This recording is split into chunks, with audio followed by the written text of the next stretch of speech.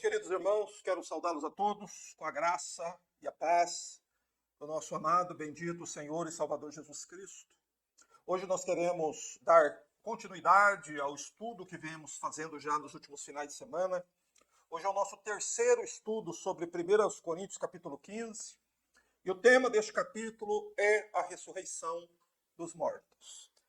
E nós vamos dar continuidade, hoje lendo 1 Coríntios capítulo 15, a partir do versículo 29. E nós vamos aprender como o apóstolo Paulo ensinou a igreja de Corinto que ela deve viver sob a expectativa da ressurreição dos mortos. A igreja, o povo do Senhor, ele vive sob a expectativa da ressurreição dos mortos. E é o que Paulo ensina em 1 Coríntios 15, 29. Convido você a ler comigo, por favor.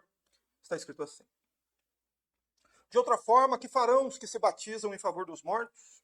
Se em absoluto os mortos não ressuscitam, por que então se batizam em favor deles? E nós? Porque nos expomos também a perigos a toda hora. Morro todos os dias, eu afirmo, por causa de vós, que sois a minha glória em Cristo Jesus, nosso Senhor. Se como um simples homem lutei com feras em Éfeso, de que me adianta isso? Se os mortos não ressuscitam, comamos e bebamos, porque amanhã morreremos. Não vos enganeis, as más companhias corrompem os bons costumes. Voltai à sobriedade como convém, e não pequeis mais, porque alguns ainda não têm conhecimento de Deus. E digo isto para vergonha vossa. Amém. Queridos, convido a todos a reclinar nossas cabeças, fecharmos nossos olhos e orarmos ao Senhor nosso Deus. Nosso bendito e soberano Pai, a Ti, Senhor, rendemos a adoração e louvor nesta tarde. Glorificamos ao Senhor por toda a graça, por toda a misericórdia, por todo o auxílio do Senhor prestado a nós até esta presente hora. Meu Deus, pois sabemos que é a Tua bondade que se renova, a Tua misericórdia que se renova a cada manhã. E em cada manhã, Senhor, nós podemos usufruir da vida e termos a oportunidade de buscar ao Senhor e de aprendermos a Tua palavra. Graças te damos por esta oportunidade, por esta bênção, Senhor Deus, que recebemos, de podermos também, Senhor, estarmos estudando sobre este assunto tão importante, tão central, meu Deus, e da qual nós sabemos que as pessoas naturalmente ignoram. E se temos interesse por estas palavras, se a nossa alma anseia por conhecer mais, Senhor, sobre estas coisas, só porque a Tua graça, Senhor, tem atuado em nós e o Teu Espírito tem, Senhor, atraído o nosso coração a estas coisas. Por isso, graças nós te damos, te rendemos, Senhor, louvores por esta semana, a qual vai se encerrando, pela bênção, Senhor, de estarmos reunidos, pela bênção de podermos pregar àqueles que estão nos ouvindo pela internet. Senhor, concede graça a cada um de nós, ilumina-nos com Teu Espírito, guia-nos em Tua verdade, Senhor Deus, acrescenta fé, Senhor, aos corações incrédulos e àqueles que estão sem Cristo no mundo e sem esperança. Que esta pregação possa alcançar almas para a glória de Deus e de Cristo. Oramos, bendizendo o Teu santo nome, ao nosso Pai bendito, em o nome do Senhor Jesus. Amém. Louvado seja o Senhor nosso Deus. Irmãos amados, vamos cantar o louvor e a seguir nós faremos a exposição do texto. Vamos cantar o louvor Qual Madeira.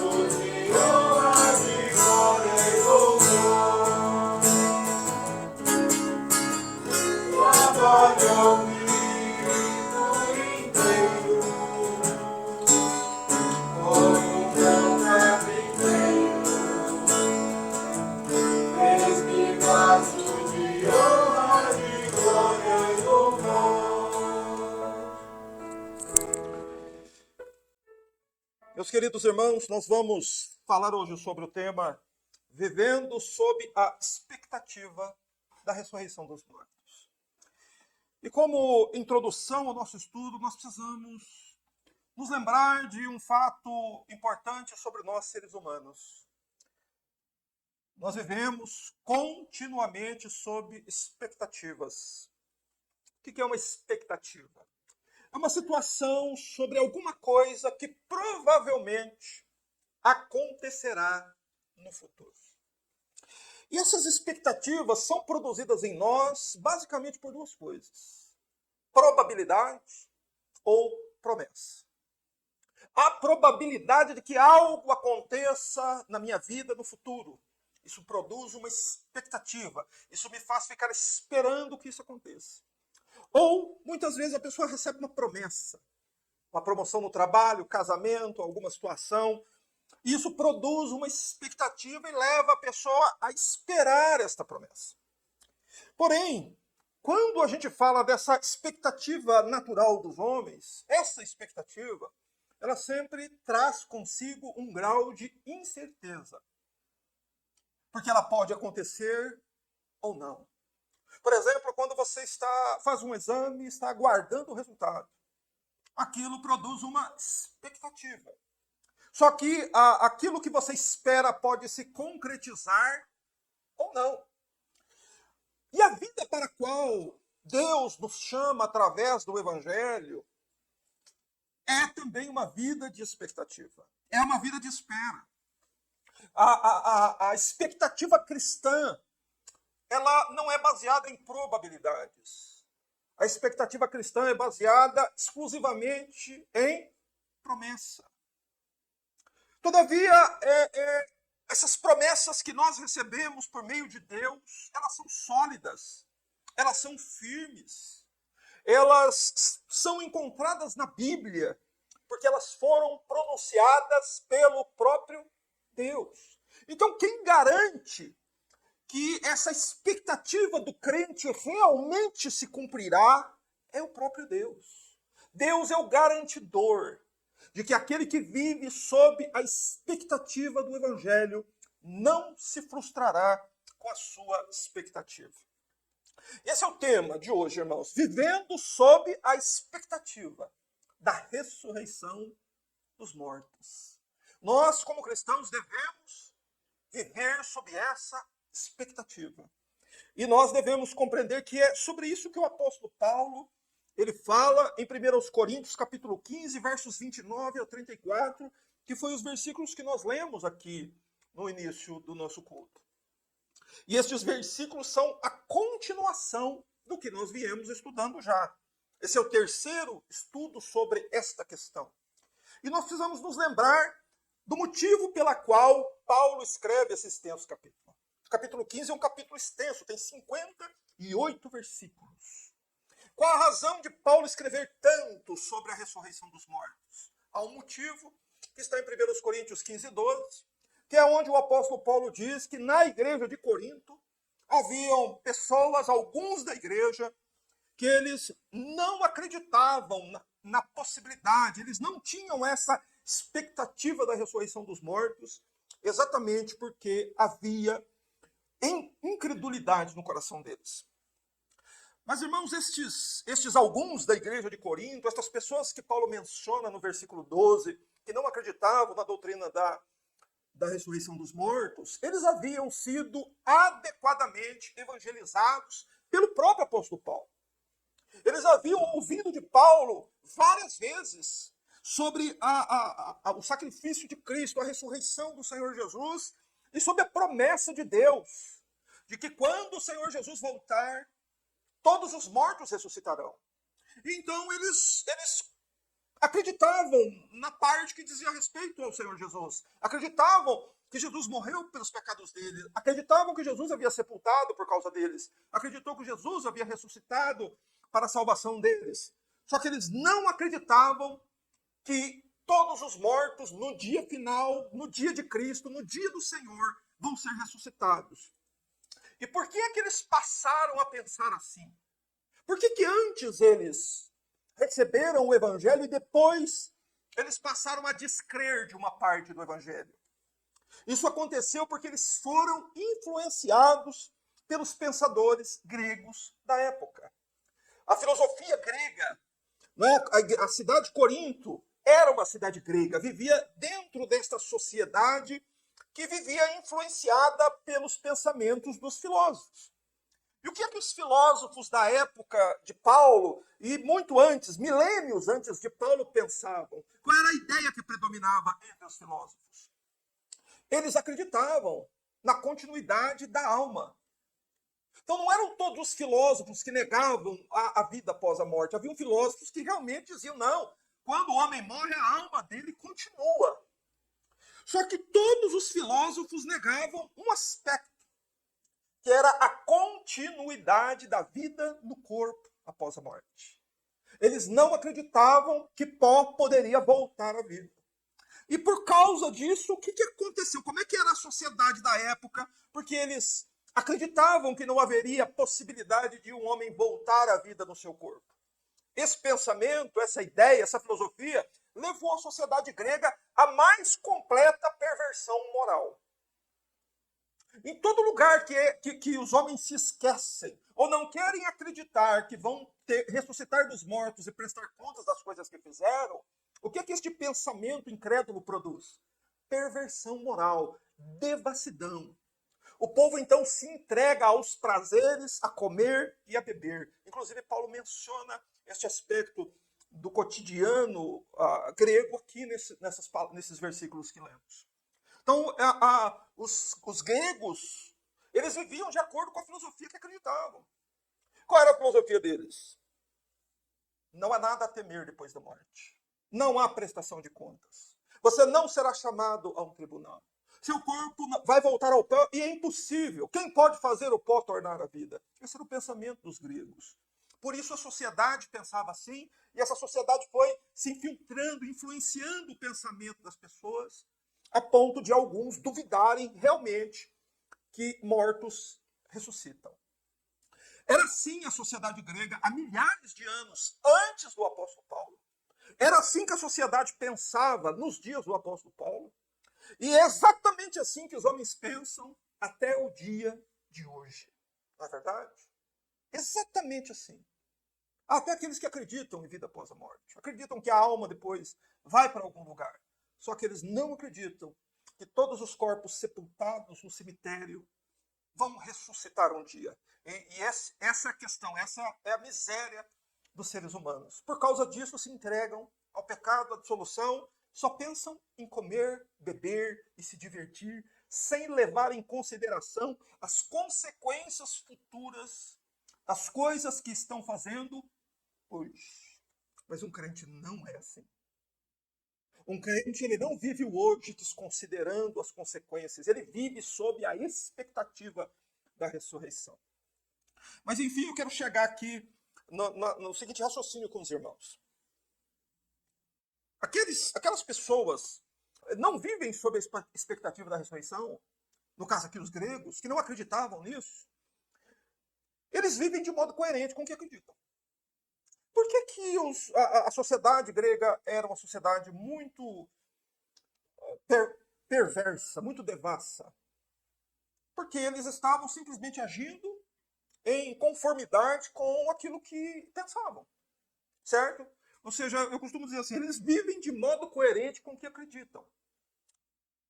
Olhando para o mundo à nossa volta, por que o mundo está repleto de bares, restaurantes, e cinemas, e shoppings, e todas essas coisas? Por que o mundo está repleto disso?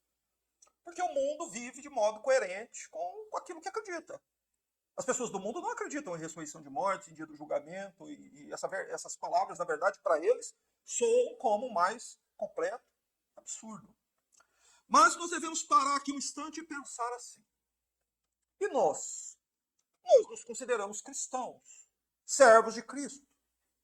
Nós acreditamos na continuidade da vida. Nós acreditamos que todas as pessoas que sepultamos, um dia elas ressurgirão dos túmulos. Nós temos essa expectativa por quê? Porque a Bíblia afirma isso. Porque o Senhor Jesus disse isso. Porque a Bíblia várias vezes menciona este fato como uma profecia futura que se cumprirá no nosso futuro, que é algo que nós devemos estar esperando e que é algo absolutamente certo, porque a Bíblia diz isso. Mas nós confessamos que cremos no Evangelho, nós confessamos que cremos que o Senhor Jesus morreu uma morte expiatória por nossos pecados, nós confessamos que cremos no sepultamento do Senhor Jesus como o último degrau da humilhação do Senhor Jesus por nossa causa. Nós acreditamos na ressurreição corpórea do Senhor Jesus. Você acredita em tudo isso? Amém? Todos nós acreditamos em tudo isso. Só que quem acredita nisso, acredita também, vive sob a expectativa, vive hoje sob a expectativa do retorno triunfal do Senhor Jesus sobre as nuvens do céu.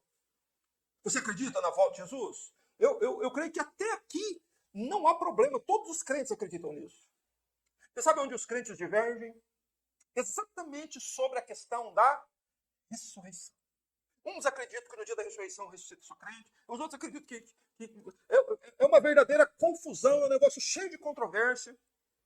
Entretanto, nós vemos que o próprio Senhor Jesus nos afirma que no dia que ele vier, ao seu comando, na mesma hora, todos os que estão no sepulcro ouvirão a sua voz e sairão, uns para a ressurreição da condenação, outros para a ressurreição da vida. Então, eliminando toda a controvérsia dos homens, eu recomendo a você a ficar com a palavra de Cristo.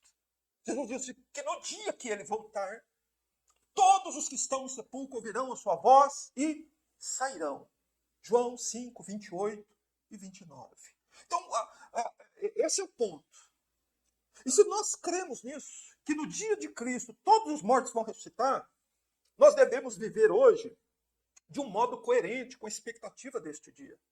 A nossa vida, o nosso viver aqui no mundo, hoje, agora, precisa ser um viver coerente. É isso que Paulo está ensinando a partir do verso 29. Nós precisamos viver a nossa vida cotidiana aqui sob a expectativa das coisas que a Escritura está nos avisando que em breve irão acontecer. Só que veja o modo como Paulo corrige a igreja. Paulo ensina a igreja, para corrigi-la, sobre o modo correto, a vida diária, as coisas mais fundamentais, mais básicas do cristianismo, que Paulo ele instrui a igreja, que a igreja precisa viver adequadamente até aquele grande dia. Pois, por acaso, estaria alguma noiva esperando o dia do casamento sem se aprontar? É possível a noiva viver totalmente descuidada e na hora do casamento um casamento é um tempo de preparativos, de expectativa. Você não vê a hora daquele momento chegar. E é por isso que a Bíblia ensina o retorno de Cristo com o encontro com a igreja, com um casamento. Portanto, é assim que a igreja espera Jesus. Sob expectativa, se aprontando todo dia, fazendo o que agrada a Cristo, aguardando aquele dia chegar. E como é que a igreja vive? Quais são as questões cotidianas, básicas que o apóstolo Paulo ensina? Lendo o versículo 29 mais uma vez, nós vamos perceber que Paulo começa do básico, falando a respeito do batismo. O verso 29 ele diz, eu vou ler na minha versão, depois vou ler numa segunda versão. Ele diz assim, de outra forma, que farão os que se batizam em favor dos mortos? Se em absoluto os mortos não ressuscitam, por que então se batizam em favor deles? Amados, na outra versão diz assim, na nova versão transformadora, NVT, diz assim, e o que dizer dos que se batizam em favor dos mortos? Se os mortos não ressuscitam, como dizem eles, por que se batizam em favor dos que já morreram? Essa é a nova versão NVT. Então você está diante de nada menos do que o texto do Novo Testamento mais difícil de ser interpretado. Não é? Há inúmeras controvérsias sobre esse texto.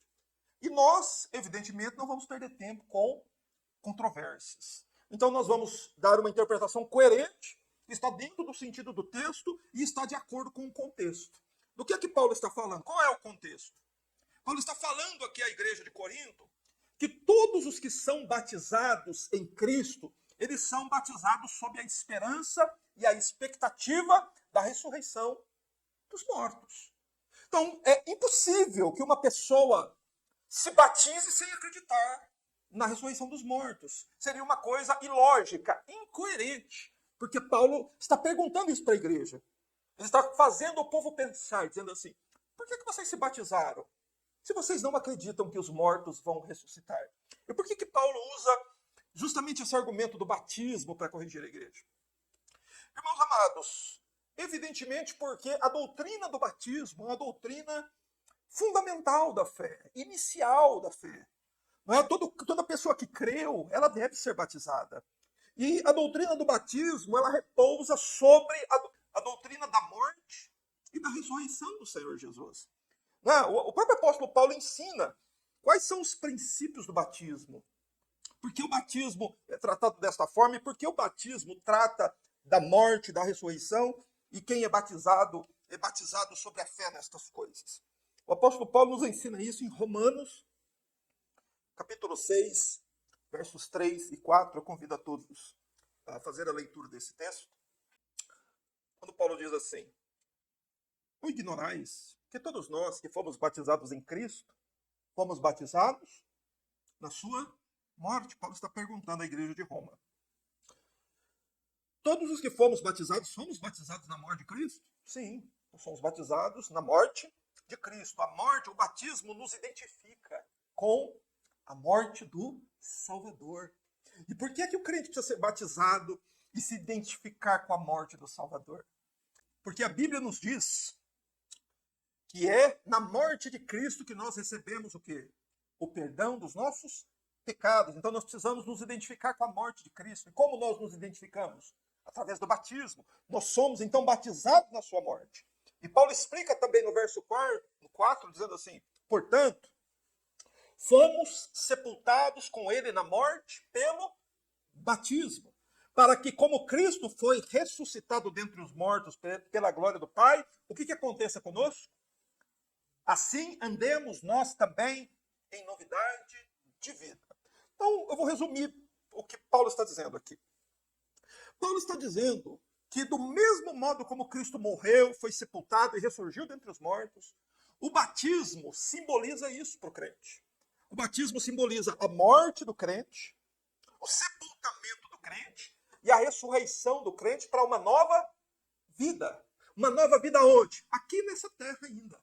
O crente tem que viver aqui uma vida nova, uma vida transformada. É isso que significa ser uma nova criatura. É isso que significa as coisas velhas passaram e eis que tudo se fez novo. É isso que significa nascer de novo. Não é? Há uma inauguração de uma nova vida. Mas esse simbolismo de morte e sepultamento, para que foi que o crente morreu e foi sepultado? Para o pecado e para o mundo. O crente foi sepultado no batismo para o pecado e para o mundo. O batismo é o rompimento do crente com o pecado e com o mundo. Ele ressurge então para uma nova vida. E qual o propósito dessa nova vida, irmãos? Preste atenção, me escuta. Um instante, por favor. Para que você viva, para que eu viva, para que todos os crentes vivam de modo coerente com a fé que ele confessou quando ele foi batizado. Você me entendeu? A nova vida é para que você viva de um modo diferente com a fé que você confessou quando foi batizado. Nenhum incrédulo pode ser batizado ou deve ser batizado. Ou se for, não tem nenhum efeito sobre ele. O batismo é para pessoas crentes, cristãos verdadeiros. E quando esta pessoa ela é batizada, ela precisa viver depois do batismo com a mesma fé que ela confessou no batismo. Ok? Qual é a fé? Ela morreu para o mundo, para o pecado. Ela ressuscitou para uma nova vida. E o que ela está esperando agora? Ela está aguardando o retorno do Senhor Jesus e ela quer viver de um modo digno. Essa pessoa quer viver de um modo que agrade o Senhor no dia da sua vinda. Essa é uma vida de expectativa. Essa é a expectativa da qual nós temos falado aqui. A expectativa é essa espera paciente do crente, pelo cumprimento das promessas de Deus. Meu irmão, ser um cristão significa suportar muitas coisas por muito tempo. Ninguém se torna um cristão e vive o cristianismo por pouco tempo, a não ser as pessoas que creem lá no lei de morte. No mais, todas as pessoas antes que creem enquanto ainda tem vigor, enquanto ainda estão na juventude ou enquanto ainda conseguem viver as suas vidas aqui neste mundo, essas pessoas precisam viver de modo coerente com a fé que confessaram. A fé na morte, na ressurreição do Senhor Jesus, na sua segunda vinda triunfal. Para quê? O que ele vem fazer na segunda vinda?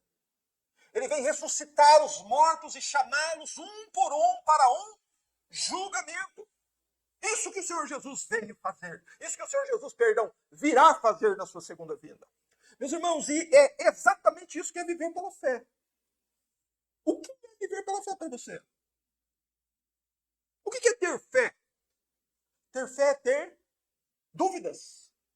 É ter uma esperança com algum grau de dúvida. É ter uma expectativa de algo que talvez se concretize. Absolutamente.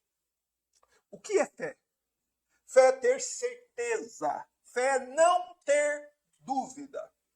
Quem tem dúvida sobre as coisas que a Bíblia diz é porque ele não possui a fé salvadora. Está perdido, está sem Cristo, continua nos seus pecados, está sob o iminente perigo de morrer e ser condenado por Deus a uma eternidade de sofrimentos. Você só está salvo, você só é um salvo quando você crê. E o que é crer? É ter certeza das coisas que se esperam, e a fé é a prova das coisas que não se veem, mas se verão. Prova das coisas que ainda você não vê, mas que vai chegar uma hora que todo olho verá. Você entende o que é viver pela fé? É viver sob essa expectativa. E todos os que foram batizados precisam viver sob a expectativa da ressurreição dos mortos. E Paulo vai agora aprofundando a questão. Vamos ler dos versos 30 a 32, porque aqui Paulo nos ensina uma outra verdade importantíssima sobre a fé e sobre aqueles que vivem na expectativa da ressurreição dos mortos. Ter fé é arriscar tudo por Cristo. Verso 30 diz assim: E nós? Por que nos expomos também a perigos a toda hora?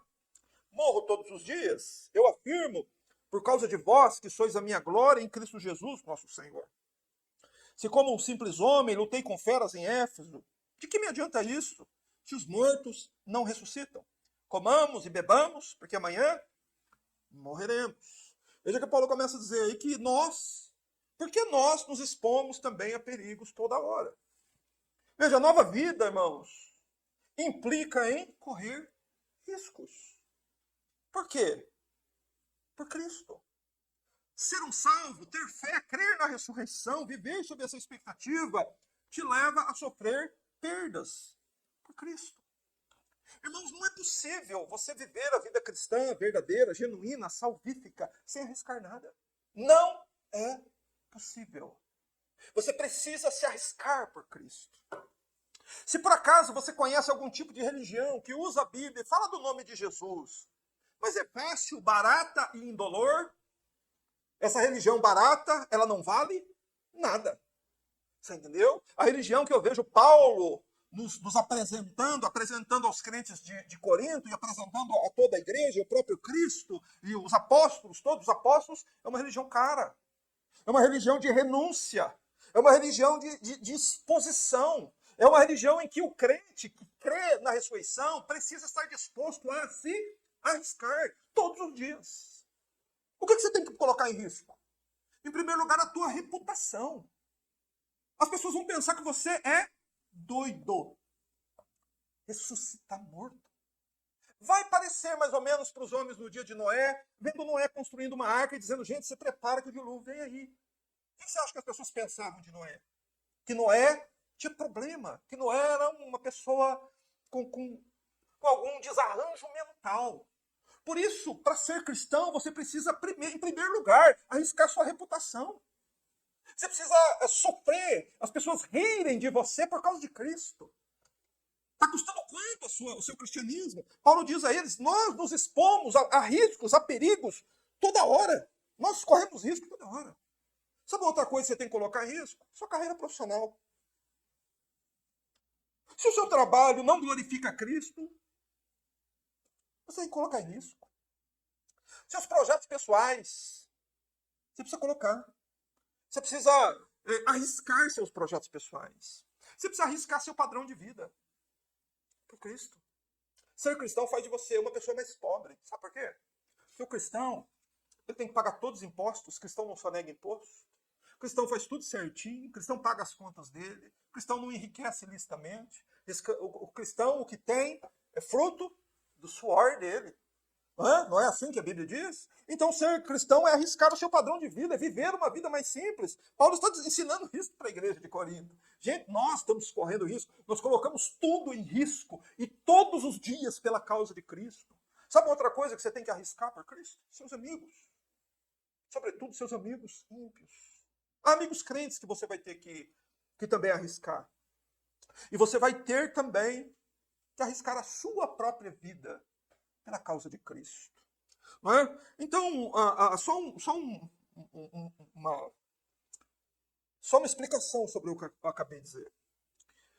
A pessoa que se considera crente, ou que frequenta a igreja, ou que considera a si mesma cristã e que foi batizada, mas que ela considera o que eu acabei de dizer algo absurdo, algo que é muito difícil para ela, essa simplesmente é a prova de que essa pessoa não acredita que haverá uma vida eterna depois dessa, em que lá você será rico, lá você terá saúde, lá você será feliz, lá você terá todas as bênçãos e riquezas e prazeres sem fim. Se a pessoa acha que abrir mão de certas coisas neste mundo é difícil demais para ela por causa de Cristo, essa é a prova cabal de que ela não tem a fé, que ela não está esperando a ressurreição, que ela pensa que realmente o cristianismo é isso que muita gente diz. Uma religião fácil, barata, que não requer nada de você, a não ser 10% do seu salário e mais nada. Mas não é assim. Nós nos expomos a risco todos os dias, diz o apóstolo Paulo. E pense um instante no próprio apóstolo que escreveu isso. O que foi que ele abriu mão por Cristo? Ele abriu mão da reputação dele. Ele abriu mão da carreira promissora que ele tinha em Jerusalém, aos pés de Gamaliel. Ele abriu mão dos projetos pessoais dele. Paulo abriu mão do seu padrão de vida. Paulo tinha dias que não tinham de dormir, não tinham o que comer. Paulo perdeu seus amigos, arriscou seus amigos. Amigos dele queriam matá-lo depois. E Paulo diz aqui que até mesmo a coisa mais preciosa para um ser humano, ele estava disposto a arriscar por Cristo. Diz, por isso nós nos expomos. Nós é que nos expomos. Nós é que promovemos isso. Nós é que, ao pregar o evangelho, as pessoas se voltam contra nós. E por quê, meus irmãos? Porque a nova vida, ela é assim. Nova vida é abandonar a vida antiga. Não existe como você ter o melhor dos dois mundos, amado. Isso é só uma mentira do diabo. Você não pode viver esta vida como o mundo vive e depois ter a vida eterna. Você entende? Que você tem que abrir mão de uma das duas coisas. Essa é uma escolha pessoal, deliberada, que o crente faz. Mas ele faz por quê? Ele faz porque a Bíblia diz que Deus prometeu a vida eterna aos que creem no nome do Filho dele.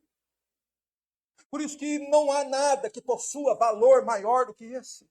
Nem mesmo a própria vida vale mais do que esta promessa de Deus. Quem nasceu de novo mudou os gostos dele, mudou os valores dele, mudou os hábitos dele, mudou as prioridades desta pessoa e mudou também as expectativas dela. Essa pessoa não pensa em mais nada, não pensa em outra coisa. Não há nada que chame mais atenção e que esteja mais nos pensamentos desta pessoa do que o dia de Cristo. Se você quer aprender mais sobre isso, leia o livro Peregrino. Lembre-se do que motivava o peregrino. Você se lembra do que motivava o peregrino? Ele continuamente percebia que ele morava na cidade da destruição e que fogo do céu ia cair sobre aquela cidade, ele precisava fugir de lá. Continuamente o peregrino pensava assim. E isso é a conversão, isso é a salvação. Nós temos que realmente entender isso, que é uma vida nova. E quando nós somos confrontados com verdades assim, é para que o nosso coração seja confrontado e eu perceba, gente, eu sou realmente um cristão.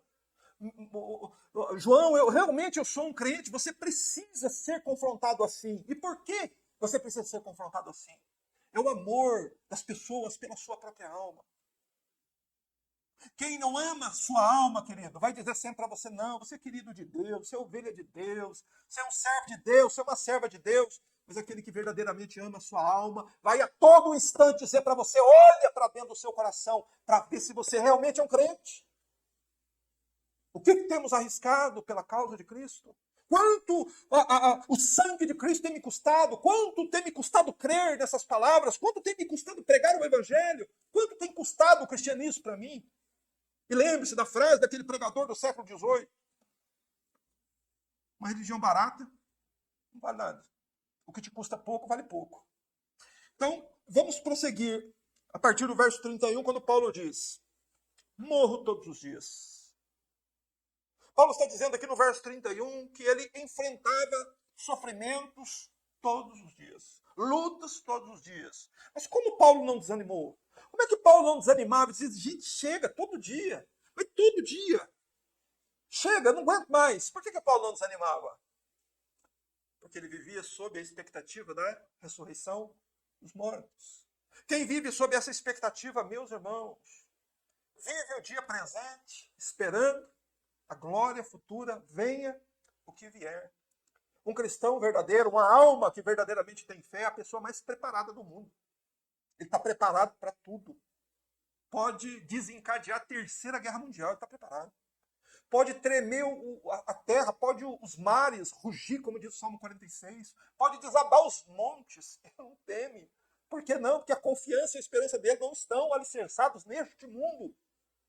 Nós sabemos que este mundo está debaixo da ira de Deus. E Paulo não desanimava, ele diz, morro todos os dias, sofro todos os dias, suporto o sofrimento todos os dias, por vossa causa. Por causa da igreja de Corinto, Paulo está se referindo ali. Por que Paulo continuava pregando? Por que Paulo continuava, apesar de todas as dificuldades? Porque ele acreditava na promessa da vida eterna. E porque Paulo sabia que o trabalho dele seria recompensado. Quando? Quando Jesus Cristo voltar. Sereis, Jesus disse isso em Lucas 14, sereis recompensados na ressurreição dos mortos.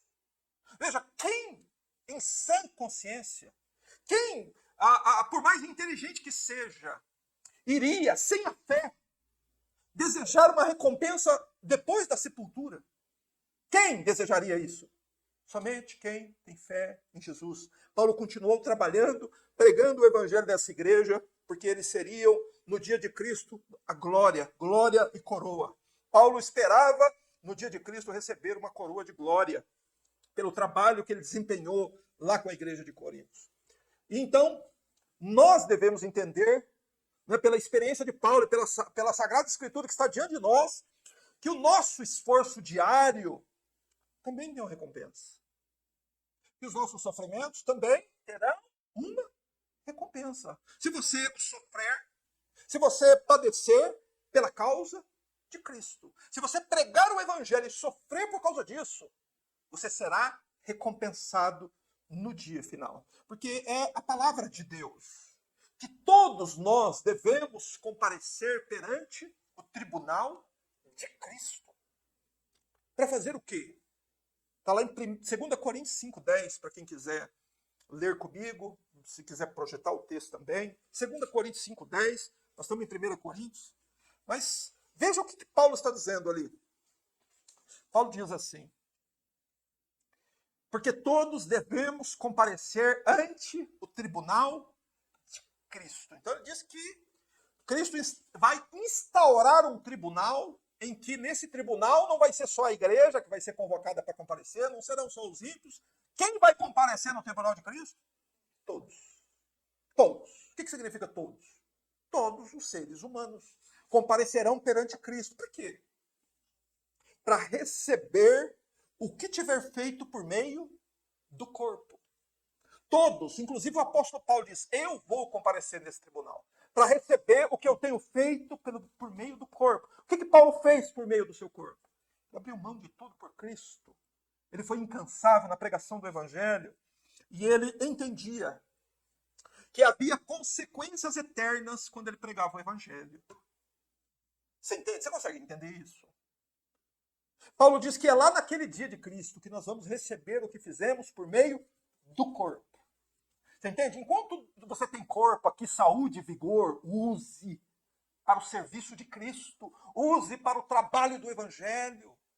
Use para pregar o Evangelho, para que pessoas se convertam. Você será recompensado no dia de Cristo. Mas se você não fizer nada, o que você vai receber naquele dia? Será o bem ou será o mal? Bem, nas parábolas de Mateus 25, quando nós estudamos essas parábolas, nós vimos que o servo preguiçoso, negligente, o que aconteceu no dia que o senhor da casa voltou? Foi lançado fora da casa, jogado no lugar de choro e ranger de dentes. Então a Bíblia está nos mandando fazer isso. Use seu corpo, irmão. Não para o pecado, não para o mal, não para ir comer e beber, não para ir festejar, não para se entregar à preguiça. Use o seu corpo para servir a Deus enquanto você ainda pode.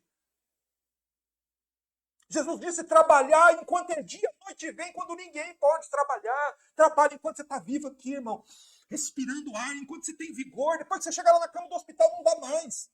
Use o seu corpo agora, se esforce. Porque Paulo fazia isso pela causa do Evangelho, para que almas fossem salvas, esperando a recompensa que viria no tempo futuro. Paulo fazia aquilo que um fazendeiro faz, que qualquer pessoa sabe que é assim que a vida funciona.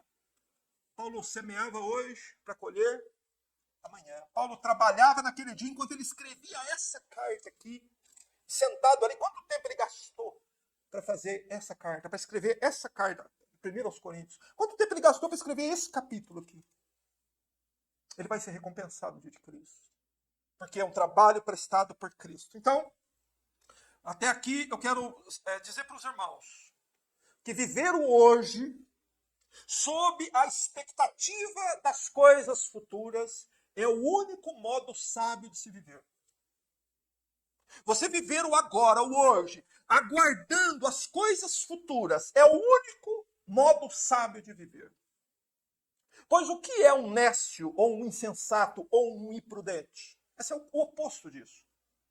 É viver o hoje sem levar em consideração as consequências futuras do que faz. Por isso eu quero que você entenda o que eu estou dizendo. Viva o hoje sob a expectativa das coisas futuras. Viva o hoje sem ficar lamentando o passado, esquece o passado. Viva o hoje enfrentando as dificuldades, morra todos os dias, né? Enfrente o sofrimento todos os dias, mas esperando o dia da recompensa final. Não é? E Paulo, então, ele encerra essa parte mencionando uma experiência, um momento tenso que ele viveu em Éfeso. Eu vou ser bem objetivo no versículo, né, na questão, na primeira parte desse versículo, quando ele diz assim. Pois Paulo aqui dá um exemplo para eles de perseverança e de fé na ressurreição. Ele diz assim: se como homem simples lutei com feras em Éfeso, de que me adianta isso se os mortos não ressuscitam? O que Paulo está dizendo aos coríntios? Paulo está se referindo à situação que ele enfrentou na cidade de Éfeso. Essa luta de Paulo está lá em Atos capítulo 19. Quando Paulo foi a Éfeso pela primeira vez, Paulo encontrou em Éfeso um pequeno grupo de discípulos. O que Paulo fez? Ele e mais 12. Eles entravam por 2 meses consecutivos nas sinagogas dos judeus. E o que eles faziam lá na sinagoga? Eles pregavam ousadamente o Evangelho de Cristo numa sinagoga de judeus. Então isso tem um nome, chama coragem. Coragem de dizer para as pessoas aquilo que elas não querem ouvir. Paulo pregou lá na sinagoga. O que causou a pregação de Paulo em 2 meses? Uma revolução. Alguns creram e muitos endureceram o coração e não quiseram crer no Evangelho. Então Paulo se afastou daquela sinagoga e Paulo foi pregar numa escola muito famosa, muito conhecida, chamada Escola de Tirano. Lá a Bíblia diz, no capítulo 19 de Atos, que Paulo pregou lá por 2 anos. Paulo pregou e toda aquela região onde ficava aquela... É dito que toda a Ásia, mas a Ásia ali era uma referência à atual Turquia hoje. Mas muita gente, milhares de pessoas ouviram o Evangelho pela boca de Paulo. E até o ponto que Paulo pregou ali, que a Bíblia diz, em Atos 19, 17, que o coração de todos os moradores da cidade de Éfeso se encheu de temor. E o nome do Senhor Jesus era engrandecido naquela cidade. E então o que houve em Éfeso? Os que se converteram abandonaram os ídolos. Era lá na cidade de Éfeso que ficava aquele templo de uma falsa deusa, evidentemente, chamada Diana. E ali tinha as pessoas que vendiam as imagens. Hoje tem por aí, Aparecido do Norte, esses lugares. Está cheio nas estradas de gente vendendo objetos de idolatria. E o que as pessoas fizeram, os que se converteram? Pegavam aquelas coisas de idolatria e jogavam no fogo e quebravam. E as pessoas começaram a abandonar essa religião idólatra. Só que essa conversão das pessoas trouxe inimigos para Paulo. Paulo sofreu por causa disso. 2 anos pregando a palavra lá todos os dias, 5 horas todo dia. O que aconteceu, por fim? Um homem chamado Demétrio, que era vendedor de bugigangas, ele viu que ele estava perdendo seus lucros, que ninguém mais estava comprando seus amuletos, e o que ele fez? Ele então convocou uma multidão furiosa para ir atrás do apóstolo Paulo para matá-lo. Então, é esse episódio que o apóstolo Paulo está dizendo aqui. Ó. Se, pois, como um simples homem, lutei com feras em Éfeso. O que Paulo está dizendo aqui é que os moradores de Éfeso estavam tão furiosos contra ele, que eles pareciam feras que queriam despedaçá-lo. Mas é evidente que Paulo não está dizendo que ele lutou corporalmente com os moradores de Éfeso. Não é nesse sentido que Paulo está dizendo aqui. Mas o que Paulo está se referindo é o seguinte, queridos. Ele correu risco de vida pelo Evangelho. Paulo, ele então pergunta aos coríntios, dizendo, que me adiantou isso? Por que eu sofri tanto, se os mortos não ressuscitam? Então qual era a razão? O que motivava Paulo? O que fez Paulo pregar em Éfeso 2 anos e suportar tudo que ele suportou? Ele vivia sob a expectativa da ressurreição dos mortos. E Paulo então encerra o verso 32 com um provérbio antigo, grego inclusive, que é bastante conhecido e citado por ele. Ele diz assim, se os mortos não ressuscitam, comamos e bebamos, porque amanhã morreremos. Esse é um provérbio, essa é uma frase que descreve bem a vida de um ímpio e de um descrente. Não é? O ímpio e o descrente, ele pensa assim e ele age assim. Comamos e bebamos, porque amanhã morreremos. Ou, em outras palavras, vamos aproveitar o hoje, sem pensar no amanhã. Esse é o pensamento que a incredulidade leva. Você vai nas escolas, se você for numa faculdade, se você vai num ambiente de trabalho, esse é o pensamento que as pessoas têm. Gente, vamos sair para beber, vamos sair para comer, vamos sair para ir, vamos fazer um churrasco, vamos fazer isso, vamos fazer aquilo. Mas por quê? Porque eles não estão pensando nas consequências futuras daquilo que eles estão fazendo hoje. Por isso se entregam a isso. E essas coisas, comer e beber, quando feitas de modo desregrado, sem regras, quando feitas em excesso, o que elas fazem nos seres humanos? Elas entorpecem a alma. Não é? E aí eu pergunto para você, é coerente um cristão viver assim? Comendo, bebendo, igual o mundo faz? Não. Crente jejua, gente. Crente faz jejum. Ah, não faço jejum, não. Isso não é crente. Está dominando sua carne que manda em você. Sua carne pede água, você manda água para dentro. Sua carne pede comida, você come. Não, é a sua carne que está mandando. Você está se inclinando para as coisas da carne. Você nunca jejua, nunca diz não ao seu corpo, aos desejos da carne. Não é impossível, né? Mas eu quero levar os irmãos a pensar sobre o seguinte. Comamos e bebamos, porque amanhã morreremos. Amados, qual foi a razão da destruição de milhões de almas no dilúvio? Porque eles estavam dominados pelo desejo de comer e beber, e isso entorpeceu a alma deles, e chegou o dilúvio, a porta fechou, e eles todos pereceram. Então não leva isso na brincadeira, porque o Senhor Jesus anunciou que no tempo do seu regresso, que quando os mortos estiverem para ressuscitar, como é que o mundo estaria? Como nos dias de Noé, comendo e bebendo, casando, se dando em casamento. Você vê que o mundo virou um grande restaurante, um grande bar. As pessoas só pensam nisso, só querem isso. É o iFood e tudo mais, as motos para lá e para cá, todo dia, toda hora. Não tem pausa. Eu me lembro da minha infância que as pessoas procuravam comer uma coisa diferente assim no domingo, na hora do almoço. Hoje eles querem todo dia. Mas o que é isso? Irmão, ou você está cego para não ver uma profecia de Mateus 24 se cumprir diante dos seus olhos. Aquilo que o apóstolo Paulo está dizendo que acontecia lá nos tempos dos gregos. É o pensamento dos incrédulos. Comamos e bebamos, que amanhã morreremos. E o próprio Senhor Jesus nos advertiu deste perigo, irmãos. Não se entregue ao prazer de comer e beber. Você deve comer e beber para manter o seu corpo, mas não fazer disso o motivo da tua existência, como o homem faz. E não é de hoje não, irmãos. Eu leio livros aqui do século XVIII, que eles dizem que as próprias pessoas trabalhavam o dia inteiro quando recebiam seu salário e iam gastar nos bares e nas cervejarias, desde o século XVIII. Assim é a vida do homem sem Deus e o homem que não está crendo nas coisas que vão acontecer em seguida. Por isso, eu quero até encerrar a minha pregação por aqui, para fazer com que os irmãos entendam que a doutrina da ressurreição, ela corrige a nossa vida. A doutrina da ressurreição coloca você no prumo, faz de você um sábio, produz no seu coração uma expectativa verdadeira, boa, sensata e real, que foi prometida por Deus. Todas as pessoas que você já sepultou, elas vão ressuscitar. Louvado seja Deus, pelo poder de Deus, a ordem de Cristo.